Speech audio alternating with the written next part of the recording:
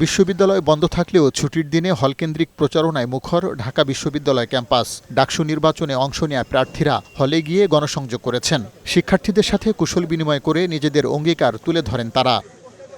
বিজয় ৭১ হলে জুম্মার নামাজ শেষে শিক্ষার্থীদের সাথে কুশল বিনিময় করেন ছাত্রদলের ভিপি প্রার্থী আবিদুল ইসলাম খান। হাজী মোহাম্মদ মহসিন হলে প্রচারণা চালায় ছাত্র শিবিরের ভিপি প্রার্থী সাদিক কায়েম। পরে গণমাধ্যমের কাছে তারা বিশ্ববিদ্যালয় প্রশাসনের বিরুদ্ধে নানা অভিযোগ করেন।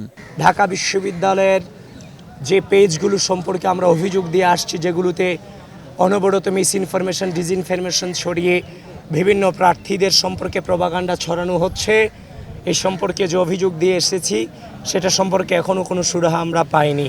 এই ধরনের আচরণ দায়িত্বশীল পর্যায় থেকে না করলে ভালো।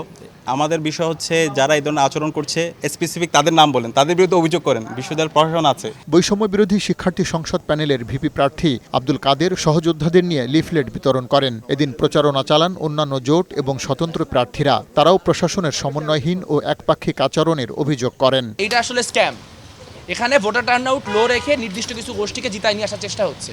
তাহলে আমরা এই নির্বাচনে অংশ থাকবো না। অনলাইনটা একটা পার্টিকুলার গ্রুপের দখলে এবং তারা নানানভাবে ন্যারেশন তৈরি করতেছে এবং সেই ন্যারেশনের ভিত্তিতেই পুরো জিনিসটা হচ্ছে। এই ডাকসুটাই হবে এই প্রভাব বলয় থেকে বিশ্ববিদ্যালয়ের শিক্ষার্থীদেরকে মুক্ত করে শিক্ষার্থীরা যেন তাদের প্রকৃত বন্ধুদেরকে নির্বাচিত করতে পারেন। এটাই হলো সেই ফাইট।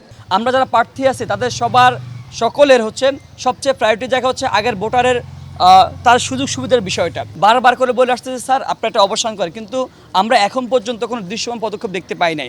অবাধ, সুষ্ঠু ও নিরপেক্ষ নির্বাচনের লক্ষ্যে বিশ্ববিদ্যালয় প্রশাসনকে কঠোর ও দায়িত্বশীল ভূমিকা পালনের আহ্বান জানান প্রার্থীরা। পার্থ রহমান, বৈশাখী সংবাদ, ঢাকা।